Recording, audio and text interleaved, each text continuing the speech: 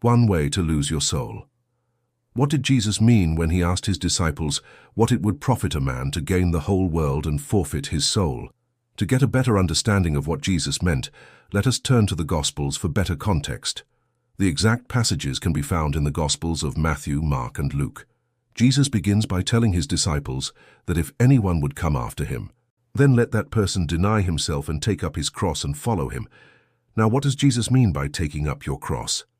To take up your cross could be figuratively understood as to expose oneself to death, that is, through acts of self-denial.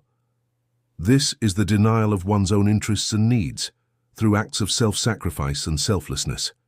Jesus would go on to state that whoever would save his life will lose it, and that whoever loses his life for Jesus' sake and the gospel will save it.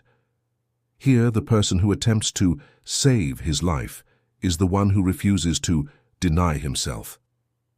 This is the kind of person that pursues their own interests and needs, often at the expense of pursuing a personal relationship with Jesus Messiah, and at the expense of the gospel, which is the good news concerning Jesus Messiah.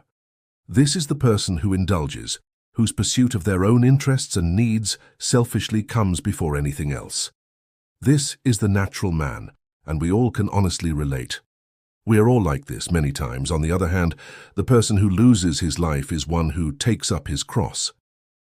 This is the person who selflessly pursues a personal relationship with Jesus Messiah, often at the expense of their own personal interests and needs. They are individuals who live a life of self-sacrifice for the sake of their faith in Jesus Messiah and for the gospel. This is the saved man, the one who has accepted the self-giving love of Jesus Messiah to transform them into a new type of human. This is the individual that we should all aspire to be. Do you notice the paradox that Jesus gives? It is awesome and witty.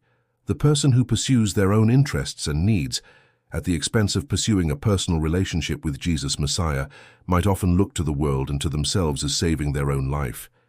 But in reality, they are actually losing themselves. On the other hand, the individual who pursues a personal relationship with Jesus Messiah at the expense of their own personal interests and needs might often appear to the world as losing their own life, but in actual essence are saving it. Jesus would then go on to pose the question of what it would profit a man to gain the whole world and forfeit his soul. Here Jesus seems to acknowledge that living a life of pursuing one's own interests and needs above everything else will most probably result in gaining the whole world. You will indeed gain everything with the exception of your soul if you elect to make it your life's mission to live this way, but is it worth it?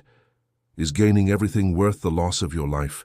Well, according to Jesus, not even the whole world, yes, with all its money, is worth the human soul, that is, the human life.